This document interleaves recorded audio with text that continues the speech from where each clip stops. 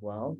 But I'm Roman Jackson, Vice President at Jobs First NYC, and I'm happy to have you all here with us today, and also happy to have our esteemed panelists with us as well. And we're really excited for the conversation. And so just to get started, I will introduce some of the panelists that are currently in the room. We're lucky to have Khadijah Robinson, who's the founder of the Now List here with us today, along with Miracle Olatunji, who is the founder of Opportunity, and our moderator, Vanessa James, the media entrepreneur and founder of Vanessa James Media LLC. And so we want to thank you all for being here with us today. And Vanessa, I'm going to hand it over to you to moderate the conversation. Thank you so much, Roman. Well, first of all, I want to thank you guys all for showing up. That's the most important thing. I think that shows already that you have that entrepreneurial hustle and heart, which is the first and the most important thing that you need. I definitely want to make sure to thank Gio as well for all of the tips and tools. And don't forget to drop all your questions in the chat. We'll try to make sure and get to all of those. And if you have any if you have anything else that you need just in reactions, put your hand up and we'll make sure and get to you. My name is Vanessa James. I'm the founder of Vanessa James Media LLC. I'm based in Miami, kind of jealous because there's so much New York fire happening right now. I wish I could be up there with you guys, but I love that Zoom kind of keeps us all connected. So welcome again, and thank you Jobs First New York for having us. Can we just go ahead and give them a little virtual round of applause, Roman and the entire team at Jobs First New York, for having this amazing just panels and sessions and this entire platform today. I just think is so important. And as you guys enter this next chapter and journey, resources like this are really, what you can tap into to help you thrive in this next chapter. So let's go ahead and get started. I'm excited to get these questions going. Let's kick it off with Mrs. Miracle. What leadership experiences should every young entrepreneur get in order to really excel with whatever they're doing? If they're launching a brand, let's say they're launching a product, maybe they're launching a new app, a new social media product. What type of assets do you think that they need to have in order to get started and excel? Yeah, absolutely, Vanessa. That's a really good question.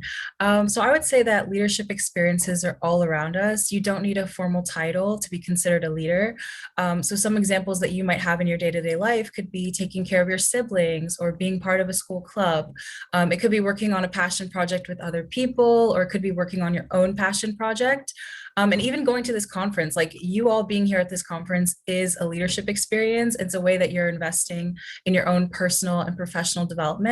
And then also you could read books, listen to podcasts. So these are all just different ways that you can get leadership experiences that are not formal titles or fancy titles. I really believe that our daily experiences can help us build important skills like communication, collaboration, critical thinking. These are all really important skills that you need regardless of if you're starting an app, if you're starting a clothing brand, whatever it is. And I just want to encourage you all not to discount those everyday experiences that you have, because those are really valuable.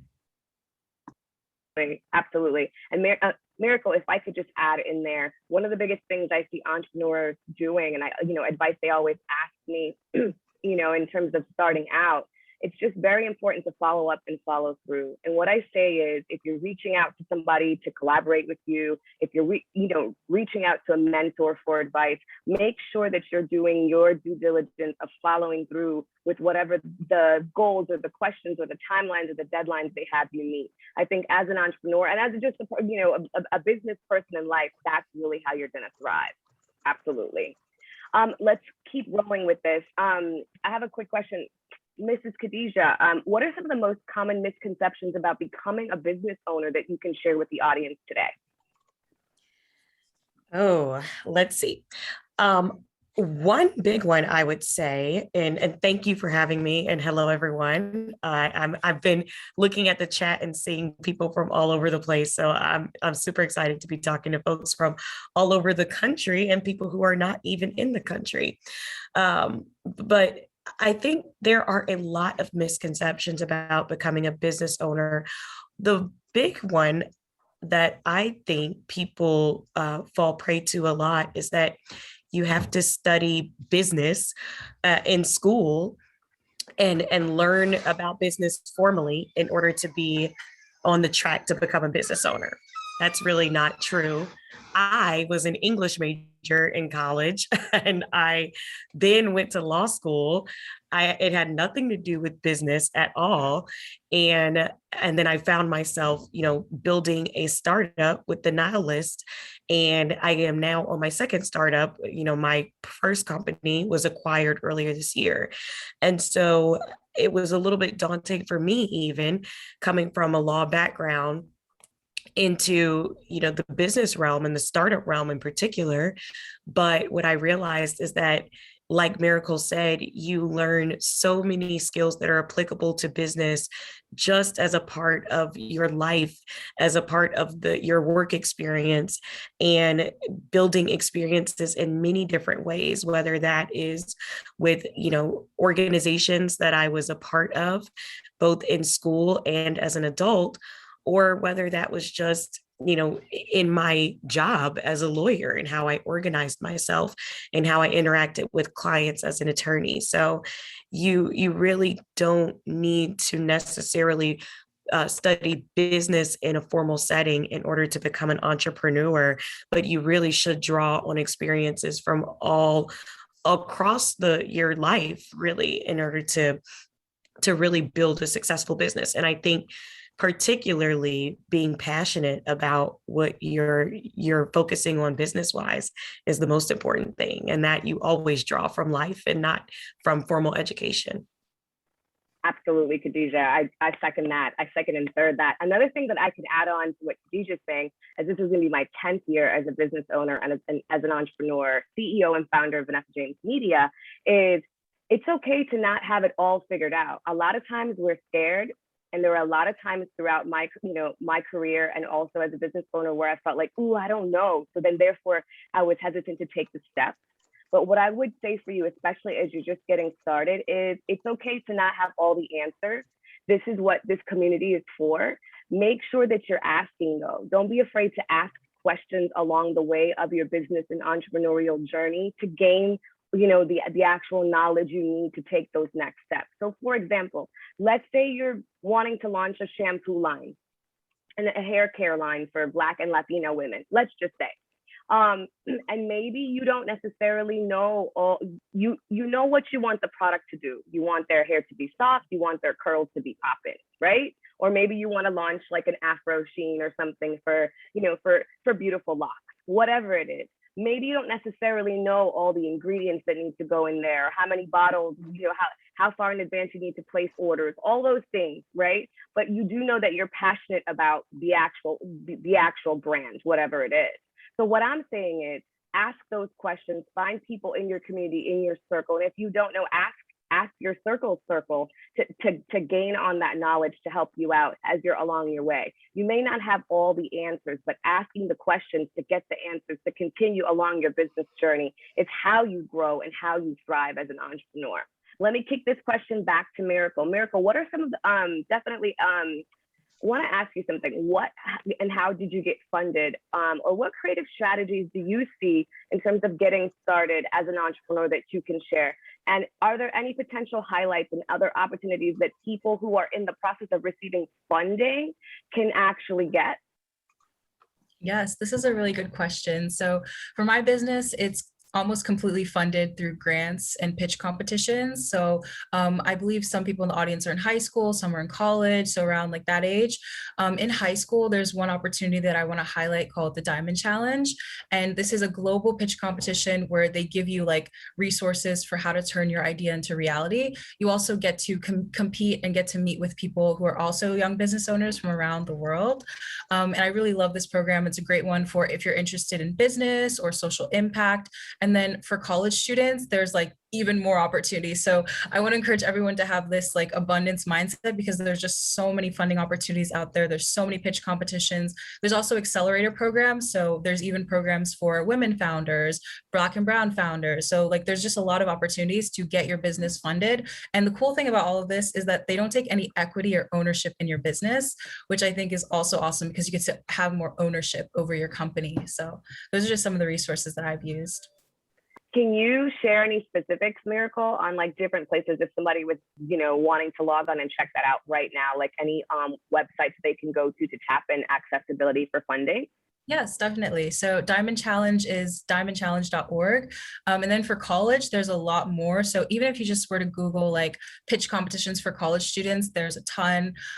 Your university might have a pitch competition. And there's also universities that have pitch competitions where you don't even have to go to school there. Like you just have to be a college student and you can apply, pitch your business and try to get funding. So yeah. I think the biggest takeaway from Miracle's answer is just making sure that you know that there are a lot of resources out there that you can tap into. So make sure one of the biggest things I tell entrepreneurs too is before you tap into your own money, see what other funding and what other opportunities there are to use other people's money, right? So because there's always going to be expenses and things that obviously you need to pay for along the way, along your entrepreneurial journey. So make sure you're tapping into pitch competitions and funding that's available to you in your state, definitely. Let's kick this one to Mrs. Khadijah. So question for you, how many hours per week do you typically work as an entrepreneur? Oh, I don't want to scare everyone by answering that question. It varies. And I think one of the good things about being an entrepreneur is that you do have a lot of control over your life and the way that you run your business and your schedule. So there are some days like yesterday, I'm getting over a sinus infection. And so yesterday I cleared a lot of my calendar and I did not do that much work. I relaxed for most of the day. But usually I get up by 6 a.m. and I do a few things personally, and then I am off to the races with answering emails and looking at things that I need to do that day, planning, starting to take meetings. And it can get very busy. You can have very long days, sometimes days that are longer, even than when I was working as an attorney. But what I will say is that one should definitely avoid burnout, because you don't want to work so hard and so much that you can't keep up the pace and that you just crash, because that can certainly happen. It's happened to me before. And so it's something that I'm very cognizant of, which is why on a day like yesterday, when I'm not feeling well, I just go ahead and clear things off unless they're absolutely necessary. And I try to take a little bit of time for myself. But then too, I will also say that there is a distinct difference for me having worked at a law firm in a job that I wasn't really super passionate about, and now where I am fully committed to my business and something that I'm very interested in. I think I'm having a camera issue, so I'm going to try to reset. Hopefully everybody can see. Okay. Yeah, we can. But when you're doing something that you're really passionate about, and I'm building a business that is focused on Black entrepreneurs and how we can help them, how we can get them more exposure, and how we can help shoppers find Black products and products from amazing Black-owned brands that work for them. And that's something I care a lot about. It's something I'm really passionate about. And so to me, a day of doing that, where I'm spending, 12, sometimes 14 hours, fielding calls and doing work and talking to investors and getting things together to make that business happen feels a lot different than it does where I'm spending 10 hours working at a job that I'm not as passionate about. And so, not to say that you should work yourself to death for your business at all, but I will say that when it's something that you care a lot about, when it's your baby, which a lot of us entrepreneurs will refer to our businesses as our babies, when it's your baby, it just feels a lot different and the days can go by much quicker. And sometimes you don't want to put a pin in something and go to it tomorrow because you're so inspired, you're so fired up, there's so much adrenaline rushing because you feel like you are really doing something that is important, and not just to you, but to other people that your business is serving. Absolutely. Okay, so I have a question from Adam Ruiz. Adam wants to know, and either Miracle or Khadijah can jump in, or even if both of you can quickly, can you tell us how did you get started with your business? How did you start your business, and when? Sure, Miracle?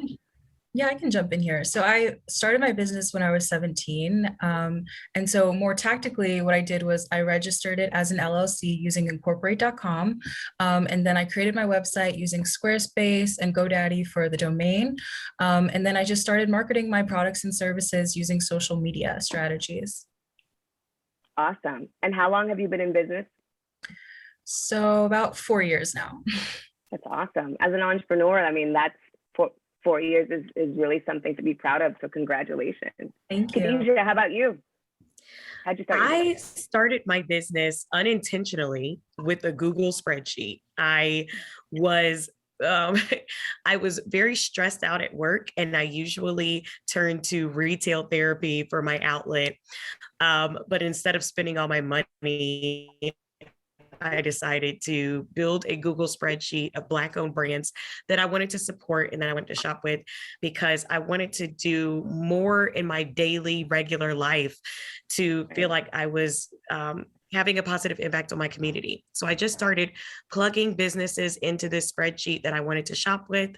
And when family and friends started asking me to share the spreadsheet or to give them insight on businesses in the spreadsheet and give them recommendations, I realized it was something that people were interested in outside of just me. And that was the beginning of my business. And from there, it started looking at converting it into a website. Even then, I wasn't thinking about it as a business. I was just thinking about it as a way that I could, help connect my network with the Black-owned brands that I was finding and shopping with and loving.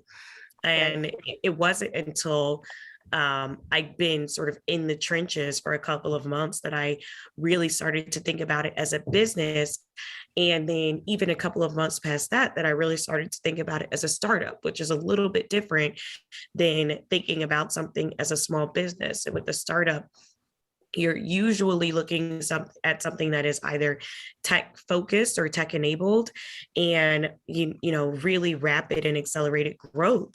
And so it was a bit of a different and very interesting journey, I will say, but one I really enjoyed, and one that caught me by surprise. I was literally just doing something that I loved and that I was interested in, and as time progressed and as I got more into it, it became a business. Awesome. Just so you guys know, because a couple people asked about funding, Miracle dropped some great resources in the chat. I Fund Women, Black Girl Ventures, and Visible Hands, specifically for people that are looking for funding that are not in school. So non-college related funding. So definitely that's some great opportunities. And I know that each state has different grants available for small business entrepreneurs, and definitely accelerators as well. So take a look at those. Let's keep, if you have any more questions, by the way, please drop those in the chat, and we can definitely make sure and answer that, because we want to make sure that we are doing our best to answer all your questions as you're getting ready to start on your journeys. Another one that they said is check out thenihilist.com to find Black-owned brands by searching the products you want to buy. And accelerators are great as well. So Miracle, what's a day-to-day for you? That's a really good question too. I mean, I feel like no day is typical. So I'm also in school while working on my business. So sometimes I'll have classes and then I'll do work for the business. But something that helps me stay organized are two resources, Notion and Google Calendar. I love color coding things. So I'll put stuff for my classes in red, stuff for my business in blue. So it just helps me stay on track with meetings and assignments. So I would say there's not really a typical day. That's something that I actually really like about entrepreneurship. Absolutely. Same question for you, Khadijah. Typical day? Definitely the same. There is no typical day. Last week on Monday, I took some meetings, I did some work, I was answering emails, and then in one of my meetings, we decided that I should fly out to LA that day. And so I flew out to LA that day, and I spent the next 3 days sitting with my partner and a whole bunch of creatives in a room almost all day, focusing on creative and branding things for our business. And so we are, every day is so different. And that's what I really enjoy. I enjoy that you can really design a very interesting and fun life that varies from day to day. But one thing I will say though, is that I do appreciate some kind of structure. Yeah. And so with that, I definitely like to start my days off in the same kind of way, where I get up, I answer my emails. I got a Peloton recently, so I like to get on my Peloton and get a little bit of workout in, eat a little bit of breakfast, and then get to my day. I do think it's important to have a little bit of structure, even if the rest of your day might be, it might go down path A or it might go down path B. Great answers. A lot of awesome questions are coming in the chat, so I'm just going to kick them. And let's go ahead and get to some more. Yeah, my name is Hector Carvajal.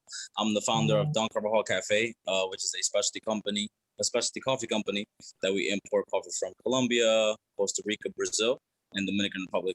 So we're all about specialty coffee, and we distribute within the 5 boroughs and to about 40 different states in the United States. Very cool. So Hector, we have a lot of questions for you. Let's just get right in. So how do you promote your business? Coffee is such a special niche. How do you promote your coffee brand? It's funny, I'm drinking coffee right now. I'm promoting it right now. I'm just kidding. I would say the number one thing is to be organic. I'm all about like just going with the flow. You know what I mean? I tell people like, yo, whether it's for a relationship, your friendships, your family, business, always go organic. It's all about just being yourself and just going with the flow. You know what I mean? So typically I like to do social media. I think social media is a very organic platform. Everybody's on there nowadays. It's all about making content that's relevant to people. So I think if people can relate, then they can't really make the extra step to purchase or to make a connection to the product. So I love telling my story, and I think a lot of people find relation to my story. We come from the same place, so we might have went through the same things, and it makes them want to support and see me succeed just as much as I would want to see somebody else like myself succeed. So promoting my business, I would say social media is the best way. Also doing pop-ups, going out there to events, and just, direct marketing, putting your face out there. Gotcha. And quick question, like a follow-up for that, with regard to that, Hector. How do you come up with your name for your business? Coffee is definitely a global connector, right? How did you come up with a name for your business so that your coffee brand can stand out? And also, have you had to deal with any losses throughout your business, career, and how have you dealt with loss? What was the first question again? Say it again. How did you come up with a name for your business? Sorry, you're on mute. Okay, there you go. So the name wasn't, when I was doing, my business was actually a college project. So in college, I did a lot of research on the coffee industry and things like that. So when I did research, I found a correlation between modern brands and a disconnection with the consumer. And I just felt like people really hate corporate things. People really hate things that feel too company-y.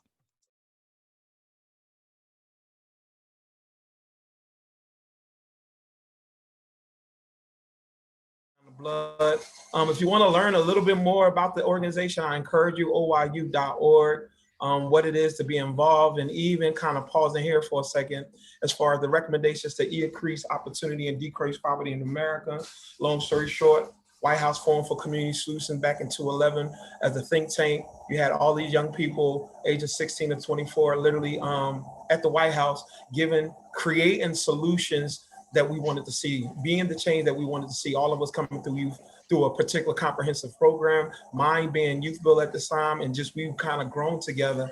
And I want to kind of be quiet here because I want to make sure all the panelists is panned, I believe, but then even on the flip side, do some self-intros when it comes to, and I know there are bios, but there's a level of deeper understanding when it comes to who's in the Zoom. So I want to do a little 30-second hello, whether it be America, Alex, Terry, or Cisco, and then we'll kind of go into the Q&A. And if there's any Q&A that the Zoom, the wisdom is in the Zoom, or is anything that we can support, please just put it in the chat and we'll make sure we acknowledge it. So Cisco, I can see you. You want to do a quick 30-second intro and then kind of flow from there? Yeah, we'll do a quick one. Hello, everybody. My name is Francisco Garcia. I also go by Enough. Basically, I'm one of the co-founders of Opportunity Youth United, National Council of Young Leaders. I'm also a muralist, so I do murals around the country and different parts of the world. I'm a social entrepreneur. I've built a business for myself and been doing this for anywhere, I believe, over 13 years or so. I also teach. And this last semester, May 2021, I finally graduated from Arizona State University with a bachelor's in fine arts. So we can do it. Much respect. Can y'all give Cisco some love, or whether it be a love or a heartbeat, clap, boom, boom, however you want to give the emoji, because just kind of growing with this brother, like, congratulations. I remember when he first went to Arizona State, and it's just been a growth process for us all. So I see Terry, so I'm gonna kick it over to Terry. You want to do a quick 30-second? Thank you, good brother. Yeah, what's up? What's up with my guy Jamiel? I'm Terry Green, Think Make Live Youth founder and executive director right here in Columbus, Ohio, grassroots organization. Started from the bottom. I have an experience of being a Youth Build graduate. So I went through Youth Build, graduated in 2013, then got connected to Opportunity Youth United in 2015, launched a community action team, launched Think Make Live Youth in 2016. And so we here today just empowering young people. I actually got a summer program going right now, about 23 students getting paid, learning about workforce development, social justice, and community service. And I got some of my team on here too. So I'm just excited to be here and to be doing this work, and just excited to be reunited with my fam, Jamiel, Alex, Francisco. I know America there she go. America just started a business. Let's go. Like, we've been through some challenges, but we've been getting it out the mud, doing this work grassroots for years. And I'm just excited to be able to see all of us elevating in our leadership. Let's go. Much respect, King. You said it, and I'm gonna go ahead and swing it over to Sister America, New Orleans finest, aka Seeks the CEO, launching her business this weekend, and then we're gonna close out with Alex, Philly's finest. Let's go. America's on you, Queen. Good morning. What did I miss? No, all is well. You didn't miss. We just started. So basically, just a 30-second self-intro, and I know you're making moves down there in New Orleans. So about yourself, real quick, and then we'll dive into the questions we talked about via email. Yes, so I'm so sorry that I was away from the computer. Liberty is just now getting up. So I'm sorry, whoever introduction I missed. I am America Lenox. I am from the greater New Orleans area. Let me be specific because they've been getting on me saying I'm from New Orleans. I am like 20 minutes outside of New Orleans in Jefferson Parish. I am a former youth action team member. I am a dual graduate from Southern University at New Orleans. I am now the founder of Healing Hearts, Healing Generations. I am most importantly a mother, and I am an advocate for those who don't have a voice in many of these spaces that we are in. Much respect. Much respect. I want to make sure I give much respect, Queen. Terry some love. A little clap, and then I'm gonna make sure I give America some love. It's love. So we're gonna kind of Mr. A, good brother AP. Let's go. I'm ready to dive in. Go ahead, good brother. Yes, sir. Good morning, good afternoon, everybody, no matter where you are. I'm Alex Peay, founder, and call myself Chief Troublemaker for One's Up. You got to get to know me to know more about what that is. But I want to say that thank y'all very much for having me over here. I started actually One's Up about 13 years ago under the alias Rising Suns as a way of empowering Black men when I was in college. And after I graduated, I turned into a nonprofit in Philadelphia to get Black men to become change agents in the community. And because of our work and our experience, I actually scaled that model and called it One's Up to become more inclusive and also innovative in our approach with career development programs. So our career development program is actually rooted in partnership, social justice, and healing. So thank you once again for having me. Thank you. We diving into the questions, and thank you, good brother. Let me make sure I give you some love. And as you all can see, you know, like as we kind of grow through the movement, I want to make sure I acknowledge the fact, like even when we started as a grassroots, each of us in our community, and really started traveling nationally, there was a level of commitment to our communities to start community action teams. And when it was all said and done, no matter how, to whom much is given, much is required. So as much as we travel and we continue to push these policies at the White House in different areas and communities, we always continue to stay rooted and grounded in our own communities. Our roots run deep. So I want to appreciate again. So I'm kind of going popcorn style, and anybody else that want to jump in as far as the panelists. One thing I want to make sure, even with Daniela was speaking earlier, and even some of the young innovators with their particular businesses during the pitch, as far as the panel is concerned, OYU, NCYL, what are a few best practices as far as like the startup and the sustaining piece as well, the whole good, bad, and ugly. So I want to kind of give each panelist about 90 seconds to 2 minutes to kind of just share, hopefully put some thought into it, but at the same time, we will make sure we follow up in the chat. Thank you. How about we kick it to, matter of fact, popcorn style. Anybody want to go first? I'll go first. All right.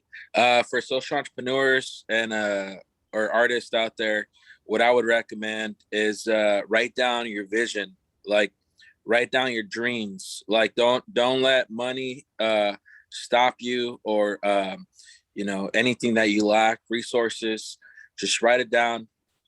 And then I would say the next step would be look for programs that are social entrepreneurship based. For example, at ASU, we have a program called Venture Devils. I could go ahead and put it down on the chat box. It's free, but basically they help you to develop a business plan, hook you up with some really good mentors, find some good mentors, surround yourself with people that are like-minded, and then just roll with your dream, and don't give up. There's going to be a lot of doors that are going to close, but I believe God will open more doors for every closed door that happens to you. So every single one of us has gone through many obstacles, but you just got to be stubborn and never give up. Even though your teachers say you can't do it, your parents tell you you can't do it, you just got to keep that mentality, that mama mentality, and just keep it rolling. Much respect. Anybody else? And this is what we're going to do, just to kind of be cost effective with our time. Each panelist that speak, just kick it to somebody else, so I don't have to kind of keep coming in and out. I'll give it to Terry. There it is. Peace and blessings. All right, yeah. For me, it's just, you got to identify what you want to do, right? Identify what you want to do in terms of what product, what service, and what mission. When you talk about social entrepreneurship, it's all about a mission driven, right? What mission do you want to be able to support? What cause and impact that you're trying to make within your community or within the people that you serve? But when it comes to like the initial startup, you do want to be able to have mentors and people to be able to support you and connect yourself to different resources. A resource that actually supported me in the beginning of my journey was called Sky's the Limit. So I'm gonna put in the chat box is actually a website link, skysthelimit.org, and it gives you the opportunity to get a free profile to get connected to mentors all over the world. And these mentors will set up a meeting with you, Zoom, Viva Zoom, and be able to identify access to resources, access to opportunities for the ways that you need to start up. And it helped me out to where I'm at right now with Think, Make, Live Youth in the beginning journeys. And so that's a resource, just a nugget and a tool in my first 90 seconds that I want to be able to share with y'all. Just be able to identify what you want to do, what's that product, what service, what mission you want to impact, what you want to impact in your community when you talk about social mission, and get connected to some form of mentors and someone who can connect you to those resources. Oh, pass the mic. Who you rocking with, T? Who you kicking it to? Oh, I'm gonna pass it to Alex, Big T's head. I knew you was going to do that. Thank you, Terry. But no, that was definitely really good stuff. I would say, this entire for what Francisco was saying, enjoy the journey. That you guys are going to, I can't even tell you how many times rejections I've received from funding. But the whole point about the journey is it's not about, the success you make, it's about the character that you built once you get to that success. And a lot of times we try to get so focused on getting to the success that we never realize that that whole journey, you're never going to experience it again. So live it all. Embrace it. Embrace the failures, embrace the success, but don't hold on to the success for too long because you still got work to do. So that's definitely important. You know, I'm also going to say that money is definitely something, you know, you got to think about as an entrepreneur side of the social side, because whatever focus that Terry was talking about as far as your mission and the issue that you really want to go out and to solve, there's got to be some way that you raise money. And so one of the things that I've been able to do out of all the times that I've gotten rejections is like trying to figure out ways that I can improve and get better. And that's the whole thing I had to really focus on, is not to endure and indulge in it, but actually how to get better. And as I got better in the things that I've had challenges in, I realized that I was able to receive and gain money.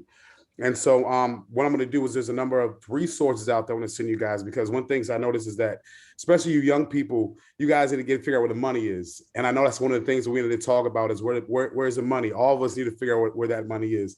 And so there's a number of resources who actually give out startup capital to people who have innovative ideas for social change. One of them is called Echoing Green. I'll make sure I put them in the chat. They give you $90,000 for a span of 2 years to help you really take your innovative idea into an idea and into a scale-up model. There's another one called Nathan Cummings to give you $150,000 to do the same thing. Another one's called JMK Prize. It gave you $125,000 and expanded 3 years. And another one is Camelback Ventures, and they give you $40,000. And actually, America, I know you're not claiming New Orleans, but Camelback is based in New Orleans, and they're actually investing in also entrepreneurs in New Orleans too. So if anyone is in New Orleans, you can definitely take advantage of that. But the reason why I say these things, I think it's important for you guys to understand that as you guys apply for these things, understand how to write your things the right way. This is not easy stuff that just giving it out. You got to understand how to articulate the question that they're asking, and really focusing and honing in the content and being clear about the things that you are applying for. That's a whole other workshop to go through, but but I'll just nail it in from there. I'm gonna put it in the chat, Francisco. Much respect. Sister Queen, it's on you, America. So what was the question again? So some best practices. And I want to acknowledge the fact that, you know, you being a co-founder of the community action team in New Orleans and in that parish, acknowledging the congratulatory vibe as far as you starting Helping Hearts, Helping Generations, LLC. So how about a little bit of that process to get to where you are now, and even with the launch of this weekend? So just a little bit behind the scenes intake to encourage the young people, and a little bit of the journey it took for you to get here, if you don't mind, Queen. Okay. So before my 90 seconds start, I want to say all this technology, like y'all trying to talk, doing the chat and all, just send me an email with all the resources, because I'm still trying to catch up. And Alex, to your point, I'm claiming New Orleans. It's just a little bit, you know, outside. Don't do that for the cut up on me.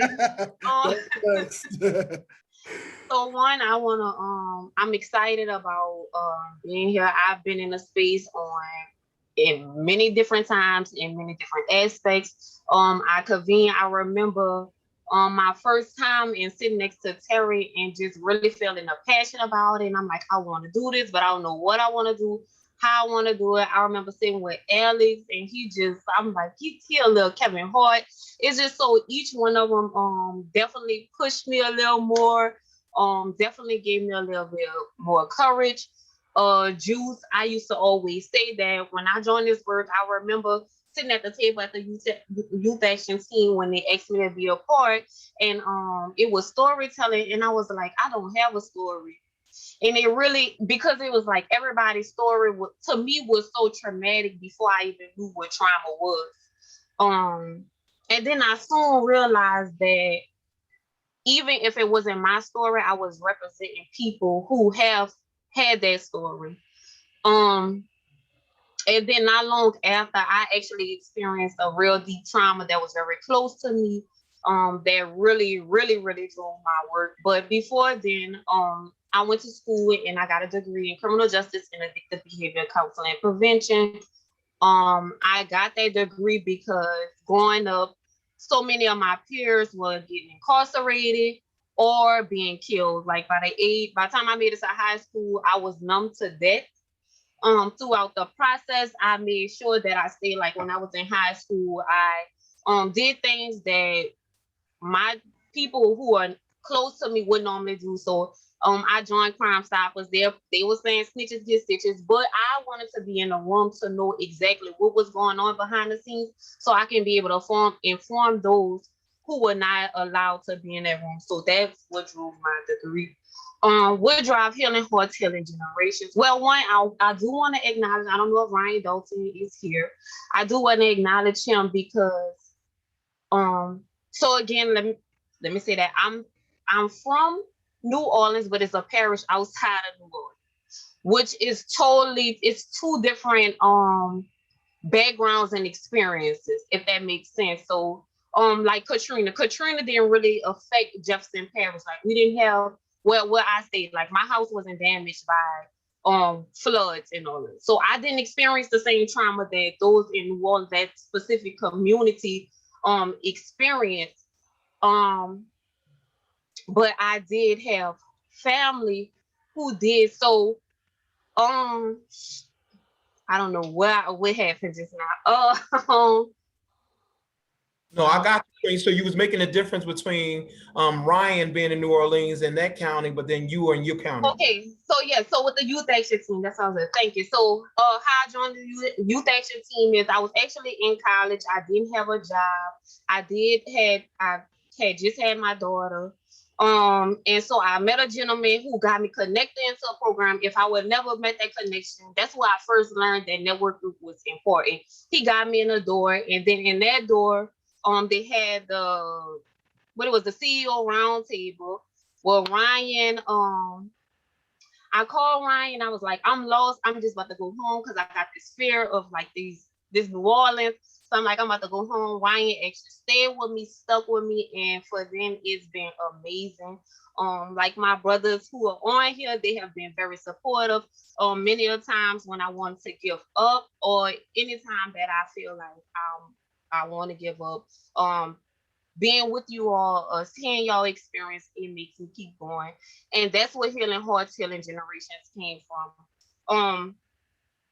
I want to give the same support that I get to other people because I think that is a driving force. I think that when we first joined this, I think that Just Incredible, with Danielle Johnson and Yang,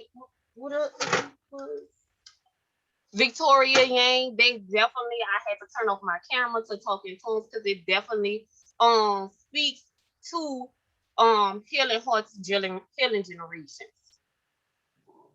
Much respect, much respect. Can we give all our panelists some love? And I want to make sure I want to highlight a few things. And thank you, America, for sharing that. When it was all said and done, I appreciate Cisco. And look in this chat is jumping in a way where jobs first. Carrie, if you don't mind, sis, just kind of when we get to the Q&A to bring those questions back to the top. But a couple things Cisco said as far as writing it down, as far as your dream, writing the vision down, make it plain. It is what it is. Don't give up. Terry, I appreciate as far as identify what your product and service is, mission driven. And even Alex kind of coming in as far as enjoying the journey. And the Gemini me felt the fact that balance of, okay, we're having a social entrepreneurial impact, but at the same time, you got to secure that bag. So thank you for sharing those resources. And even with America, much respect in a way where, like, she said something that hit me in a way where I understand, going through trauma before you even, traumatic experiences before you even know what trauma is. And that was thorough. And even the birth of HHG, Healing Hearts, Healing Generations, in a way where just going through her journey and being where we are, and even acknowledging the brother may not be here, and even our other sisters queens that's going to be on another panel, Ryan Dalton, who was actually a co-founder as well. Each one just reach one and just sharpen each other's time. Like, I respect that. I'm 10 years in the game and I'm still feeling like a rookie. My man Drake, I took that line in a way where here I am in my personal experience 10 years later, 2011, sitting at the White House, and here we are, we Wu-Tang deep, we deeper than Wu. So I want to respect the fact that we run deep, and I'm going to kind of be quiet and kind of transition to the next question. And let me get a time check right here. Carrie, what's our time check in this breakout, I think we have about 5 more minutes, Jamiel. 5 more minutes. So we're actually, wow, that was quick. So there are resources in the chat. We're gonna go over to the Q&A. Are there, and I want to acknowledge the fact that I saw Morales talking about that good trouble as far as rest in peace, Congressman Lewis. But I want to let's acknowledge, Miss Morales, there it is. What's the best advice that you can give someone to start a nonprofit? So let's start with that question, and then whether it be Evie, much respect, or Carrie, if there's anything that we can kind of bring to light as far as those questions in the chat. So thank you, Ms. Morales. Anybody want to jump in on that first one, and then we go popcorn style. We got 5 minutes. I'll jump in real quick. Can y'all hear me? Okay, so I don't have a nonprofit yet, but I kind of know the beginning path of it.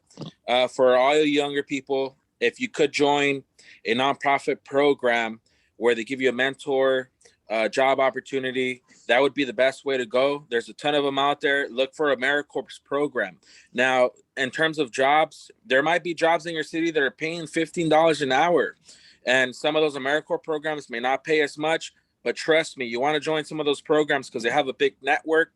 They give you a scholarship at the end. If you want to join a school, that's a whole nother route that you could take. There's a bunch of educational programs that relate to nonprofit, like here at ASU. The other thing that I want to share is you want to build a portfolio of whatever your work is. So for myself, I'm a muralist. I paint murals. I did a lot of free work in the beginning, but you don't want to do a lot of free work too much. I would just say anywhere from like 6 months to a year, then start charging little by little for your materials, your time, and then, make profit. So you want to be a social entrepreneur, give back, build profit, but whatever your realm is, you want to build a portfolio so that speaks for itself and kind of build the resume. And I'll pass it to the next person. We're gonna transition to the next question. Thank you, Terry, for putting that in the chat as well, as far as how to start a nonprofit. And let me make sure we kind of set the stage as far as when it comes to social entrepreneurship, whether you're a social entrepreneur, LLC, sole proprietor, nonprofit, for-profit, there is distinction. So there's a little research that has to happen there. Terry, I appreciate you answering that question with your article on point. Carrie, what's our next question from the audience? And we'll get another panel to speak to. Thank you, Jamiel. So there was a couple of comments about networking and how important it is. And thank you, Ms. Morales. Also asked a question, what is the best advice you could give for someone who wants to start a nonprofit? I can start with that. I would say and for someone who had to go through the whole process, it'll be good for you guys to partner with what they call a fiscal sponsor, which is an organization that has a nonprofit, and you utilize their 501c3 status that Jamiel just mentioned. So you can actually raise money. Now some of them actually charge a fee. Sometimes every grant you bring in, they'll ask for a percentage of that. And then what they do is they manage all of your accounting, your finances, your operations, your HR stuff, at least until you actually can transition over to start your own thing. That's one of the things I would say. Also, trying to have an advisory board, or actually a board of some powerful resources of people that you know. I think Francisco's mentoring mentors. If you decide also that you would like to start your own 501c3, you got to have just a board, and this board actually governs the decisions that are made for the organization. So those are some things that I would definitely have you guys think about. Yeah, I would agree on that too, because for me, that was the challenge, is like you have to identify the board development and putting those bylaws in place and getting all of your legal things in place. Like, that's the thing about nonprofit, it's government. You don't own the business, the government owns the business, right? The board can hire and fire you as a founder and executive director. You can be the founder of an organization, set up and structure a board, and the board has the power to be able to hire and fire you. So when you're thinking about nonprofit, you got to really go do your research on the levels of nonprofit, the level of leadership when it comes to nonprofit and when it comes to the work. For me, I started as Think, Make, Live Youth. We started with volunteers. So volunteers, we had a cause and mission. We want to support young people. We wanted to talk about stopping the violence in our community. My brother was murdered in 2008. 2008. So, you know what I'm saying? He was murdered in gun violence, and we had a couple other people that had gun violence. And so we wanted to raise awareness. And we know right now today, gun violence is as high as awareness, but that's a whole other topic. We can talk about that later, but starting off with identifying what is your mission, what do you want to focus on, and then being able to, like you said, setting up those volunteers, those people are going to be able to support you as far as in terms of board. And for me, it was all about structure, getting your house in order. That's one thing they say is like, we're nonprofit, getting your house in order. And Alex kind of pitched on it earlier a little bit about those applications. So when it comes to grant applications, you need a team of people that's going to support you. If you're talking about writing grants, if your vision, you got to get a grant writer, right? Don't think that you can do it all, because you will stress yourself out trying to figure out how to do it all. Like I said, you got to be able to put things set up to be able to, even as volunteers, to be able to support you to start off with the beginning of your journey. Woo! I love you. This energy is real. We almost kind of wrapping up. I can't do what you can do. You can't do what I can do, but together we can do great things, right? And we got 2 more minutes, and I want to make sure, Evie, Ms. Gonzalez, like Jobs first, were there any other questions that we probably could bring to light? I saw the 3-minute warning. There were some questions, and I think speakers, you could answer in the chat, both share your Instagram handles, and also some people are curious about where you went to college or if college matters. For social entrepreneur work and entrepreneurship generally. But Jamiel, if you have like a final question that you want to do a speed round, I'd say let's go to that. Why take a leap of faith? What, like, and I kind of talk about this because there was one question as far as like the 9 to 5 that you have to do, but at the same time securing your bag. Are there any words of wisdom, TBT style, thinking back and reflecting, and real pitch? Go ahead, Alex, and we're gonna close out. I would say no, college is not needed, but you need to do your work like you're in college. You still need to learn, you need to teach, you got to do it yourself. You got to study yourself. There's no difference whether you want to be in an institution or not, but you still got to do the work and feed your brain like you would be like you're in college. I work for myself now, which is good, but also being able to hire a team, and I love it. The challenge is once you start doing this, you got to keep the money up, especially when you're in the founder. Like, I'm responsible for the salaries and the livelihood of other people as well as myself. And so the pressure is on. I think people like to brag and say, oh, it's cloud. I get to have my own business, got my own, all the stuff. It could be a lot of that stuff, but it comes down to it is like literally, how are you going to maintain that money as it comes in? So I'm going to mention that.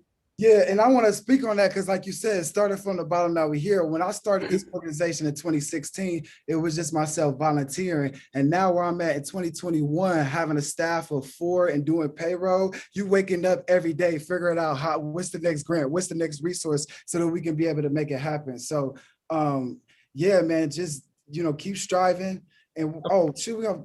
Go ahead. Yeah, we have 30 seconds. America, any follow thoughts? I want to make sure I get the queendom in here as well. Any thoughts as far as just sharing? 30 seconds. Let's go, America. I couldn't unmute. So yes, I feel like faith is definitely needed. That's definitely what got. I don't know if y'all can hear my gospel music playing in the background right now. That is definitely needed for grounding. And I would say college is not necessary, but if you want to do bigger things. So I did just get accepted into the master's program. I will be going to get my master's in social work, so I can someday be Dr. Lenox, to be a psychologist. Peace and blessings, everybody. We'll see you soon. Much respect.